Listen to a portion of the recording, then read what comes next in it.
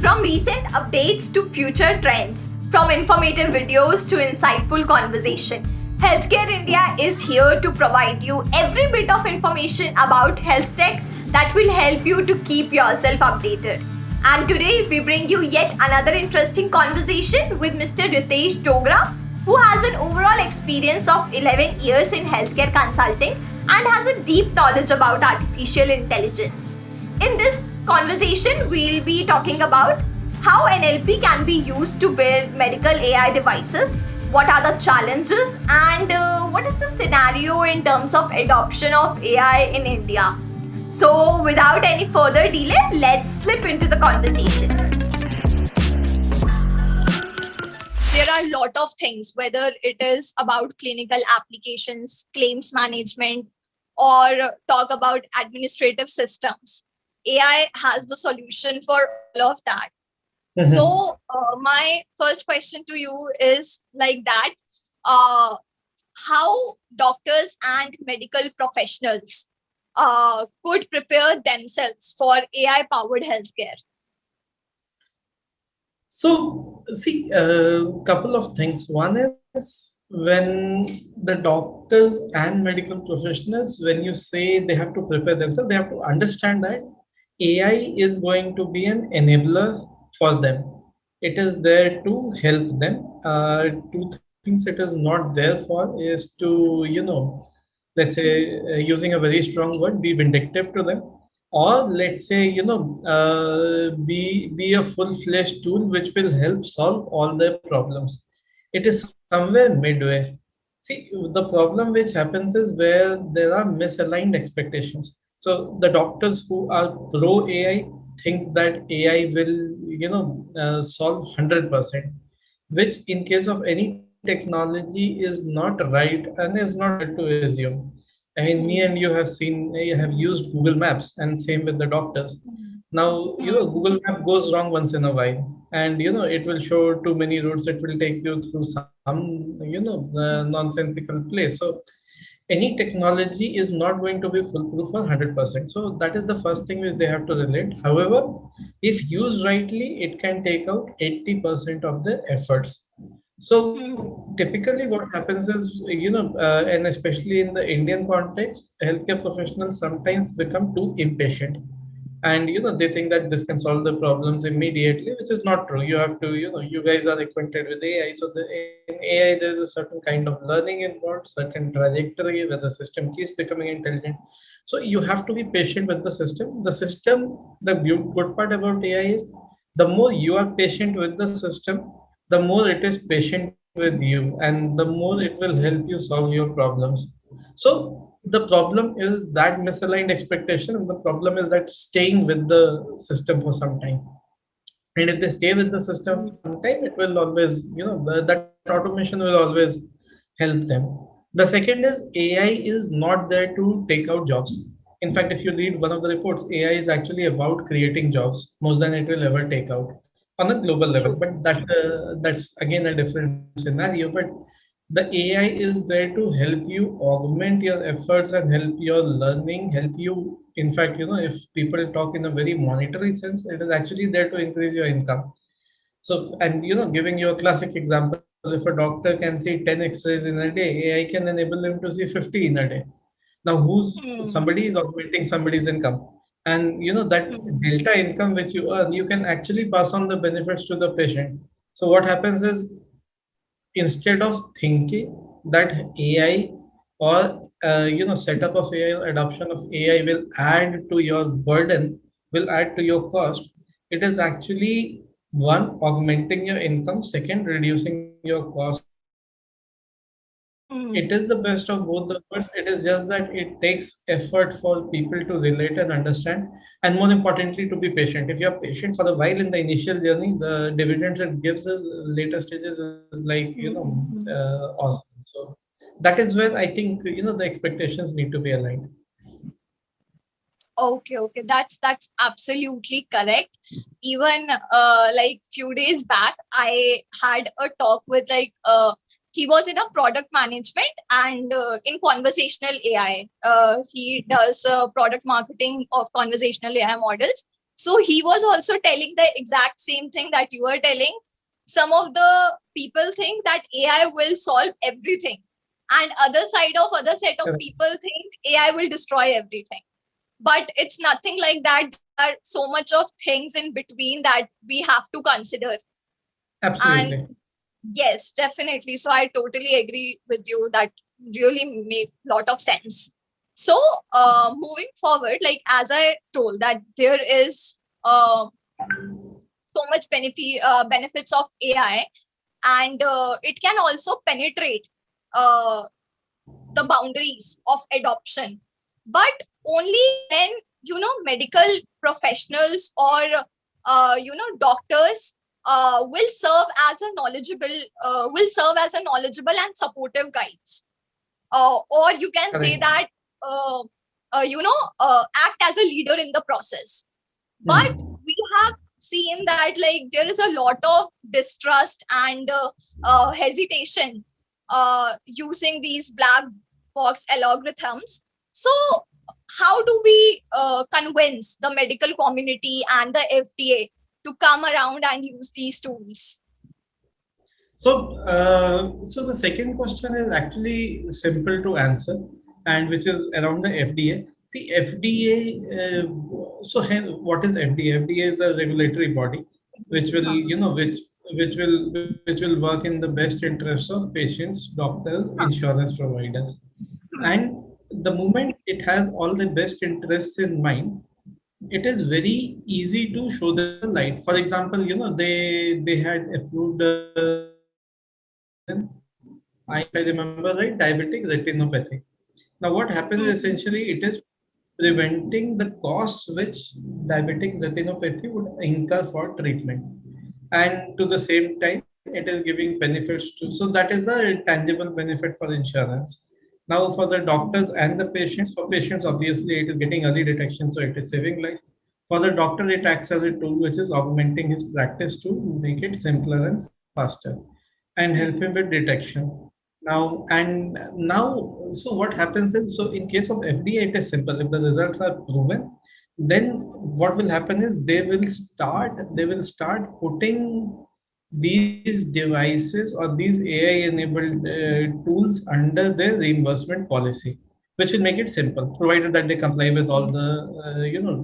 legislations and regulations around Evidence. safety and everything, whatever is applicable in whichever country, GDP or US. Now, the second is doctors. See, doctors are going to be tricky, and that is where some of the companies talk about a man plus machine model.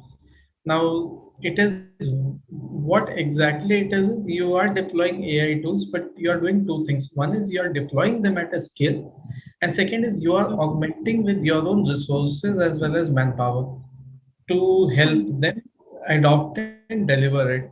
See, if it is done in isolation, that is why it has most chances to fail with the doctors.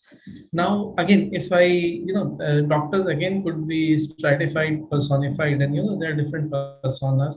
So the doctors who want to augment their learning and their practice with some intelligent tools which can help them diagnose better, AI would make sense, and this could be typically the doctors who are relatively younger or fresh in their practice, because AI Yeah. is helping them, set up their practice on that. But with the older Hmm. doctors, again, it would become tricky. So Hmm. the they could be sold as a process optimization tool for them. Well, let's say a simple example. Young doctors could be used to typing on the computer screens the reports. Old doctors don't want to do that. So a voice to text AI NLP enabled tool will help them come at par with the young doctors. Now, the whole story is about, the benefits are not like one size fits all. The benefits are like somebody has to help them to relate to. And given that all of these technologies are in their nascent stages, and typically, in a context of country like India, where the manpower might be so cheap, and so multi-talented in your clinic that you would ask him to do five more things for you. That option is going to be really difficult. So I think some of those are the challenges. In West also, see, but what happens in India is you can push through slightly non-evolved models as well into the market. In West, you can't do that. They have to be fairly evolved, which means you have to have large amount of data sets on which AI, machine learning, and the model has been trained. The algorithm, like you rightly said, has been trained. So, but I think that is lesser of a challenge than creating a use case for one size fits all, because all of them are in nascent stages, and there's a lot of people who talk about it, but there are very few people who walk the talk. And typically, especially in Indian context, you guys are in Pune, so in Pune there are enough Yeah. hospitals who talk about AI, and right from Ruby Hall to others. But personally, I know there are very few who have actually, very few, or rare, who have actually walked the talk at scale. Yes. So so it will need a concerted effort, and I think, given in the Indian context, it might also need a little bit of government push. So because again, giving you an example of, for example, speech to text solutions. Now, speech to text in US, it is mandatory to fill out those 10 pages, 100 pages of a patient.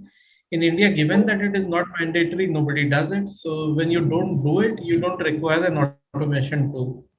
But when if it is mandated, then you require those smart automation tools. So there are a lot of nuances and complexities which are, let's say, on a region basis, on a case basis, on a stakeholder basis. So what I can tell you guys is essentially a kind of a framework, which is, let's say, if you're talking about a specific solution, identify the region in which you want to play, identify the type of customer persona who you want to go. And persona, when I say, I mean beyond the usual, which is the speciality or something. Go beyond that persona to understand the maturity of customer as a, in terms of technology, healthcare or otherwise. And young or old, mature in tech versus non-mature, caseload high versus low. So use those stratification metrics. So first is geography, second is the stakeholder, and the third, which is a derivative of two, is hence what is the benefit he or she is looking at. How do you essentially sell that benefit? Like, for example, a nurse has to make a lot of notes on the bedside, and sometimes she doesn't have to make notes, but then she thinks it is good to make notes. So if imagine if a nurse just goes on the patient bedside and speaks out some free text, which gets one is voice to text, and second is also it has an entity extraction tool which can extract words. For example, BP 180 by 120 by 80. So 120 by 80 gets picked up and puts in a relevant form. So what happens is she can do structured notes by just speaking. She doesn't have to write anything. And will it save time, effort? It will. But again, finally, at the end of it all is going to be a patience angle where you have to train the system for the life cycle. But once it does, once you have established it, it would act like nothing less than a magic or a miracle. So. Hmm. Thank you so much for giving इतना अच्छे से explanation about this. And I really like the point that you mentioned. Most of them talk about AI, but there are very few people who actually implement it. And even I have read an article where it really mentioned that there are so much algorithms, AI models are only in the research stage. But I don't know why they are not, they can't provide real life impact. Or maybe, people are not willing to implement that part in clinical decisions or clinical settings. True. Yeah. So, True. going Absolutely. so going forward, like as you know, AI is a vast field in itself. And one thing I came across when I was started learning the basics of artificial intelligence, and it's a little confusing for uh, that what's the difference between conversational AI, virtual assistant, chatbots, and NLPs? So if you could just tell us in the layman language that what these terms mean and how these terms differ from each other.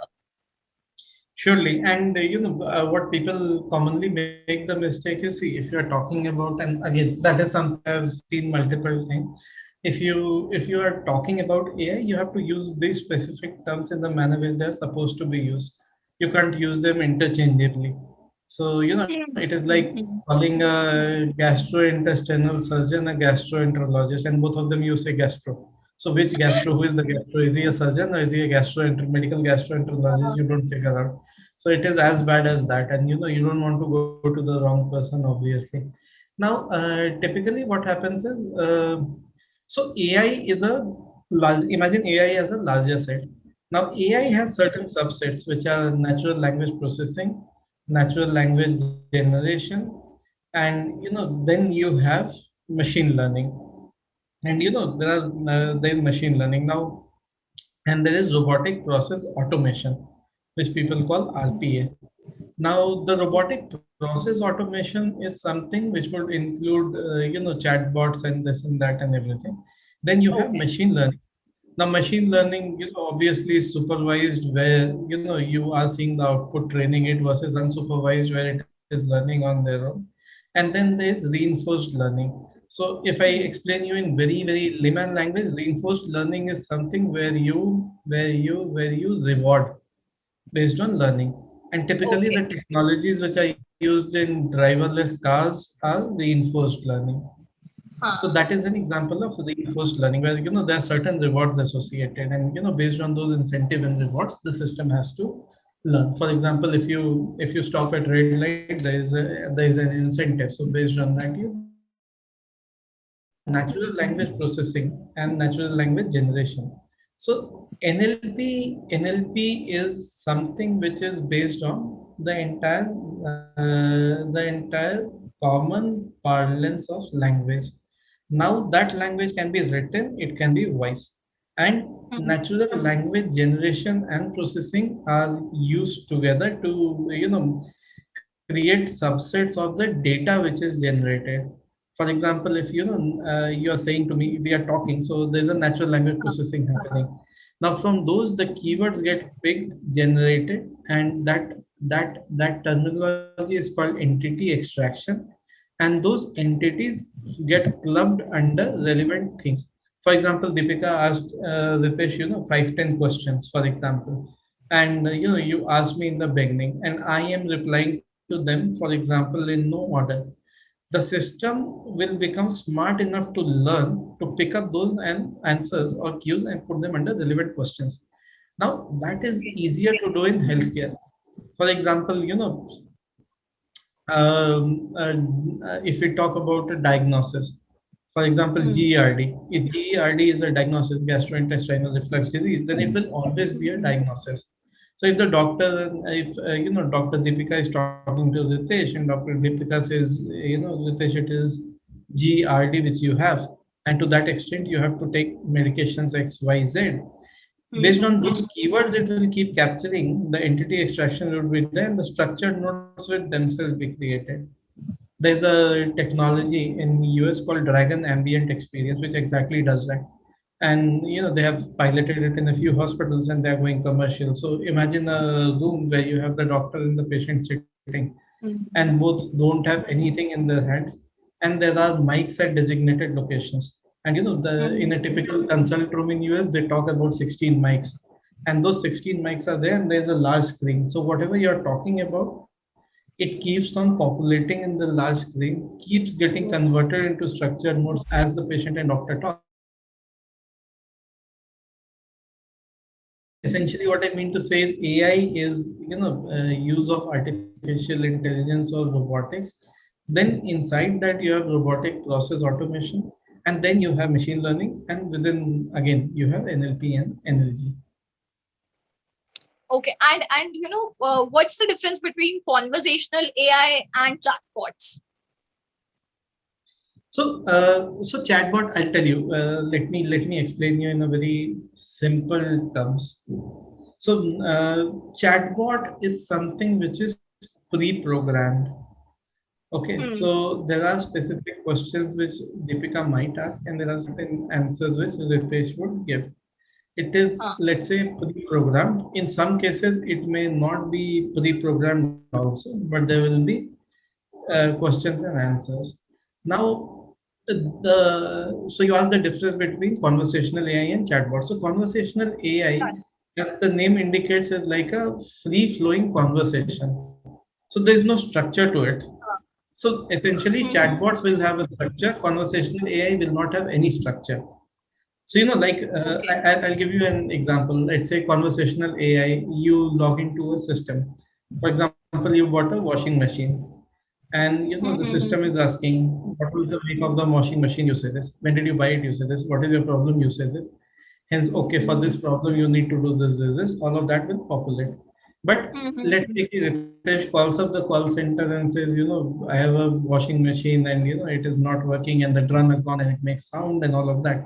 So based on that free text, it will populate everything and it will figure out what is exactly the problem. Okay, okay, okay, okay. And then I how can it be solved? Then the system, okay, then the system can be intelligent enough to take all those queries, understand uh, it at the backend, and give uh, Ritesh a solution which the system thinks is right in real hmm. time. For example, Ritesh says it. Imagine Ritesh has put in, and then Ritesh gets a WhatsApp saying, you had said this. So we understand your query is this. To rectify this, try this, try this, try this. This should work. And then Ritesh goes back and somebody will come. So Hmm. So basically, Mhm. it's like give a human touch to the language. Like AI can talk as like we interact with humans to give a human touch. Yes, Okay, okay. absolutely, and that is the whole idea behind conversation. You don't Hmm. change your normal, you don't change your normal this thing, normal routine or the Routine, normal huh? way of speaking. It is just Hmm. that the system will understand what is. Hmm. That's really interesting and fascinating. Like you mentioned the example for the US model that is currently available in US market. I, that was amazing. I And don't know imagine when. in healthcare, if you let's say typically you call a call center and the doctor will pick up and ask, even in telemedicine. Now, that's the whole point. In India, we are still, in terms of technology, we continue to be 5 steps behind. For example, why should there be telemedicine at all? For example, Deepika calls a call center, or Ritesh calls a designated call center and says, hi XYZ, I have been unable to sleep since last night. When I checked my symptoms, I had, let's say, fever of 100, and there's a slight stomach upset with headaches and dizziness and everything. And these are my symptoms. And additional symptoms are, I have had diabetes. Or the system could ask you, what are your additional symptoms? Do you have any chronic ailments? Everything. And once Ritesh gives it back, the system should be intelligent enough to generate a first level prescription for you. That this could Hmm. potentially be the causes, and this is what you would need to do. And if you still want to Hmm. consult a doctor, you can go ahead and consult. This is not a medical opinion signed by the doctor, but this is what it is currently. Uh, So I remember the entire the. Mhm. sorry, Go ahead. the entire problems which people talk about, this manpower and manpower and not being able to serve the people and everything. Imagine you have a call center which does exactly the same.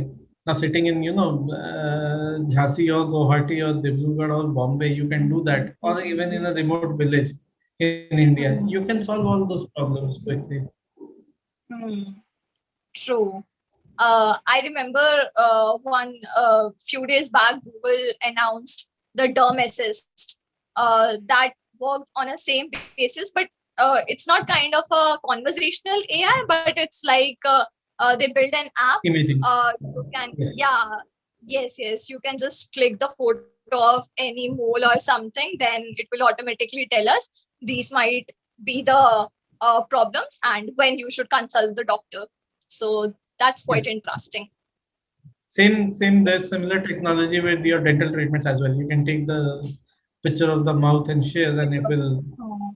tell you, how bad is it or how healthy it is. So, eyes, for Mhm. example, there are diabetic eye retinopathy and everything. You can actually diagnose Yes. through ahead view. So, Ah, yes. So, we have discussed so many things around how uh, NLP, conversational AI, will help the healthcare and is currently presently helping it. So, talking about the challenges, what are the challenges that you have seen in building a NLP model? Also, the second part of my question is, like, what can people expect in the future from NLP, that where it will take the healthcare industry in, say, like 5 years, 7 years, or 10 years? Like, what are the big jumps? What do you think? Okay. So a couple of things. One is in terms of the challenges. See, there are a few challenges, and the first one could be around data. And for a model to get accurate, you require loads of data. Now, those data people are generally getting from currently the same sources. It could be published literature, it could be unpublished literature, or but it is available in second source. For example, now there are websites which encourage people to upload data, and they annotize it and keep it there. But and that is an opportunity where which India has. And given and since the subject is fairly specific to healthcare. In terms of healthcare, we have enough patients queuing in, and if the government decides to take a stand on the data policy and gather a lot of data and do a lot around it, you just need to have simple recorders in clinics, and then you need to have augment it with creating a lot of jobs where people have those data, and then the data goes to the back end, it anonymizes it, and then the data is available for consumption or for use. It could be specialty specific, dissected across. It could be OPIP specific. So there are a lot of ways in which it could work, obviously. Now, that is so currently the data sets which are there, to build a very, very robust model, you require data sets. We are getting there, but we are still not there. So once those data sets are available, then you can work around. Now, the other is those data sets, if they come from Western world, they have certain biases. The Indian Yes. data versus the Western data, the skin type or the voice type, everything could be different.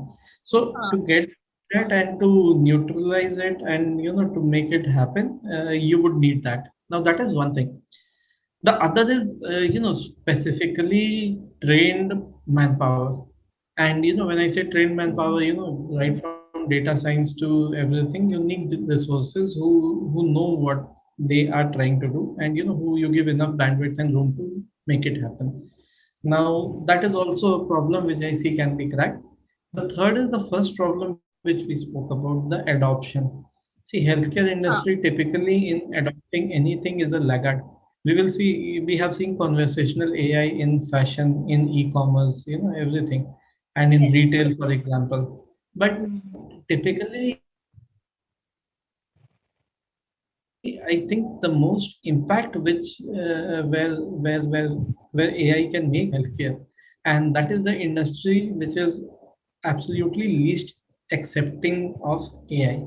So you need to break those biases and to understand, and it will still work simpler in the West than in India. So in the West, it is still easier to adopt and do, because there are a lot of regulations. People understand workflow automations. People understand what is important to capture, not to capture everything, and they are always looking for to do something new. In India, typically we are still stuck at the problems which are more fundamental, be it beds or basic infrastructure. So that is where I think those are the challenges. But I think all of them, gradually would be surmounted, because it follows down to your next question, which you say, where would AI be in 5 to 7 years? I think there's a lot which will get adopted, and it will start with it would start with pharma, where they have lots of data, and they want to do a lot with the data to create new molecules, new blockbuster. Now AI, for example, could certainly play a role, given that we have seen the pace of drug development, and all of you are pharmacology students. So in terms of the typically the time it takes versus the time it took to develop the vaccines for COVID-19. So there's a lot which AI can do to accelerate those processes even further, with a very, very in a very robust manner. For example, right from clinical trials to anything, there's a lot of examples where AI could actually expedite those processes. Remote clinical trial setup or the data flow and everything, and it could do a lot of across phase 1 to phase 4. That is one example. For example, the doctor using the drug in a certain manner versus not using. So the data will start becoming very dynamic, and hence the AI models could actually become even more dynamic. To adapt, to flow, to arrive at new indications of existing molecules, repurposing as they call it. All of that could happen. So I think it would start with pharma and get down to obviously healthcare. And healthcare, when I say sorry, healthcare, pharma is also healthcare, but I mean healthcare providers. And Provider. obviously, there would be some phase where med equipment and devices will come in. Med equipment and devices have already started coming in, especially in imaging modalities, where Yes. people are talking about augmenting with the use of AI. But in the next, I think, 5 years or so, like you asked, will AI become a part of the lives? It will become in healthcare, and for that matter, forget everything else. See, ultimately, who is at the core of this industry in healthcare? It is the patient. Everybody else is an enabler. The patient will want it more and more. And the moment it starts coming from the patient is where things will become seamless. For example, today, everybody talked about, including I, and we were talking about, giving AI or giving NLP solutions specifically, speech to text solutions specifically for doctors. Somebody flipped the model and told, why not give it to the patients? And what it essentially means is when you say GERD, the patient gets his report in the layman language, which actually explains GERD and everything. So once a patient has tasted that, for him it is the normal which he would expect the next time he goes to a hospital.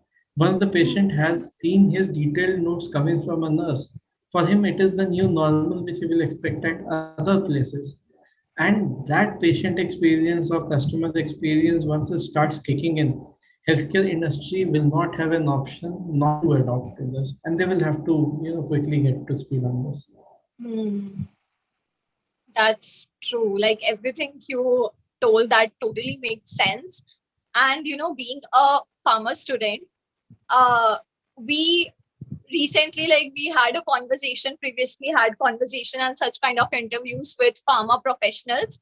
So they were also telling the same, like artificial intelligence will firstly come into the pharma sector only, and many of the companies had already started implementing it, like Novartis and Dr. Reddy's. So yeah, that made sense. So I think I am done with all my questions. And yes, last one question. That would be like a personal question. Like, as being a farmer student, so what would be your one piece of advice that we, the current students, should have? Like, what skills should we have so that we are future ready? Like, we get prepared for the future. So I'll tell you two things, and specific two advices. And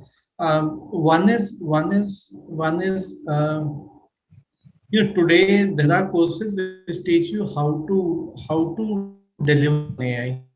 One is you think of a project. Second is how to deliver, which essentially means use. And there are a lot of open source programs which you can leverage to build models and build projects. The other key of the industry is going to be this entire open sourcing. And there are a lot of open source algos which will be available for you to build models. So one thing I would say is ki pick up an area of your interest in healthcare, and it could be anything. Just study, pick up any one topic, and on that topic build a project and see how it is done. And I'm telling you that will give you, apart from a student satisfaction, that will give you immense professional satisfaction yourself. You don't have to prove the world, you actually prove to yourself that this works, and trust me, you will have a lot of confidence when you see it working, and you'll be like, wow, this actually works. And once you build one model, I'm telling you, you won't feel like hopping on one, you will build more. And there are open source algorithms which will help you enable that. It just requires a little bit of research and study, but you will be essentially be very easily able to do that. Okay. Okay.